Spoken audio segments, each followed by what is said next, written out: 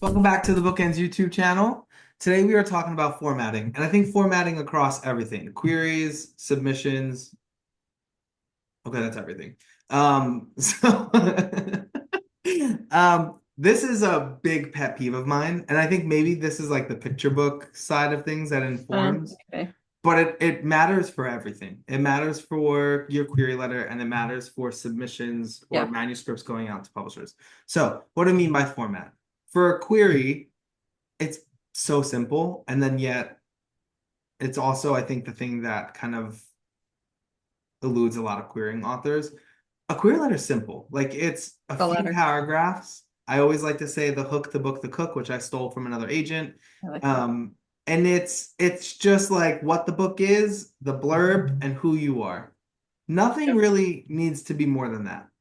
No. And we will often get long query letters. Oh, I just got one that was like 2 or 3 pages long, and the whole first page was all about the author. And it was for fiction. Yeah. So all I really cared about was the book. Yeah, and I think that we get a lot of queries for starters. So I think it's hard to not kind of compare them against each other. But I will always gravitate towards a well-formatted query letter over like the super short ones that are just a couple sentences. That's not going to give me enough. The super long ones, it shouldn't be a puzzle, right? Like I shouldn't have to decipher where I'm going to learn about the book, where I'm going to learn about you. And I think a lot of what authors feel inclined to put in a query letter, we're going to learn, right? At some point, we're going to learn on an offer call. We're going to learn as we work with you. We're going to learn from looking through your social media. We learn a lot of that stuff sometimes before we even offer representation. The goal is to give the highlights, like the highlight reel. Your query letter is a highlight reel for what's to come. Yeah. And like any good highlight reel, we're going to want to go watch all the other clips. So your goal for a query letter, stick to the format and write a punchy query. Yeah, and remember why you're getting in touch with us. You want us to represent your book. So your book should be front and center. Yeah. 3 paragraphs about you and your journey to become a writer and your goals. And I just want to know what the book is. I just want to know, is this a book I want to read or not? And, Yeah, no, exactly. and making that really, there are a million things. We've done a million things. There's really no reason to move out of the query letter formula and try to create something different.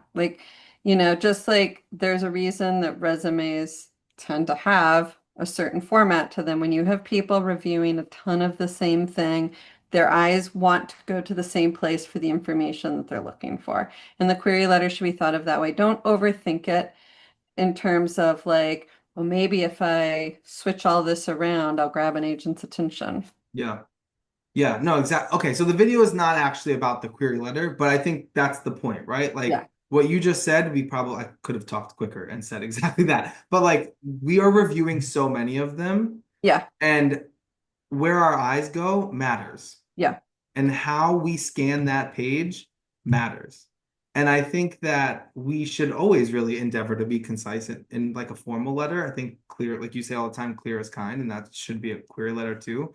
But the kind of reading experience you're giving us during a query letter does change how excitable we can be about any given idea.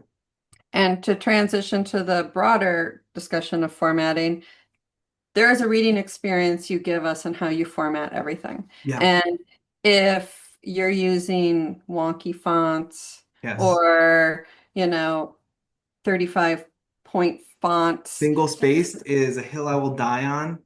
what spaced? Single spaced Oh, yes. Yes.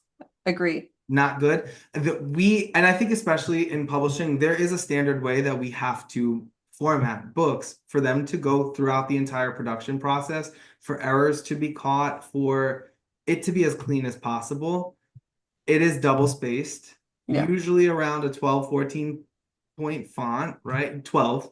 12. And like a very legible font. I don't know all the different types of fonts, sue me, but something that's easy to read, which is why everybody has gravitated towards like Calibri, Cambria, Times New Roman. Yep. Yeah. Whichever your computer defaults to or your word processing program, whatever Microsoft Word defaults to, just stick with that. Yeah. And the margins are important too. Yeah, So when I open up a submission, when I open up a manuscript in Word and I look at it and it's like an assault, it changes the entire reading experience. it does. Most of the time, I will just go in and I will change it to double spaced if it's single spaced or whatever. But then that messes with where your page breaks are. That messes with where your indents are. Sometimes Word is wonky. So it's very important. Again, it's a hill I will die on to make sure that you are kind of sticking to the conventions of format as best as possible. For some, there are accessibility reasons why you have to write in a different format or whatever it might be. But then I think it's worth doing a scan to change it to that standard Yep. format.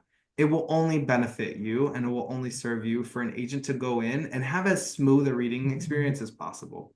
I mean, think about attending a business networking event and showing up in like your pajamas. You might be the smartest person in the room. You might be the best person for the job, Yeah. but that way you present yourself right off the bat is going to leave an impression about how everybody feels about you, no matter how you answer the questions going forward. And that's just a fact of life. It's first impressions. Yeah. Right. And our first impression of you is that query. And then if we want to see more, it's that manuscript and Yep. how clean that manuscript looks. Yep.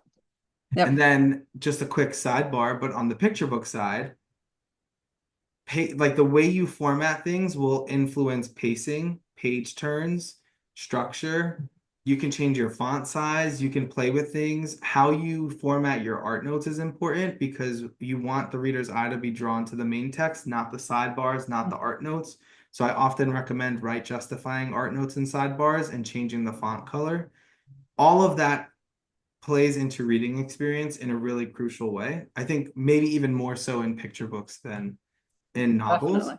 but it's really worth looking at it. And how does your eye scan the page? Yeah. You want your reader's eye to scan the page in a legible, logical, rational way. Right. And Yep. that it's like for me, it's bonus points. Yeah. Easy bonus. When they say you get bonus points for signing your name at the top of your test the right way. For me, like points as soon as I open up a document that's Yep. like properly structured. Well, listen, every paper you ever write throughout the school experience has formatting requirements. Exactly. Like you had to stick with MLA if you were writing in English and like Yeah, humanities. there's a So reason. yeah, there is a reason. So that's our Our little rant on format. yeah. Format rant. Yeah. Format matters. Don't mess it up. It's so simple, so easy. Don't forget to like and subscribe, and we'll see you back here next time. Bye.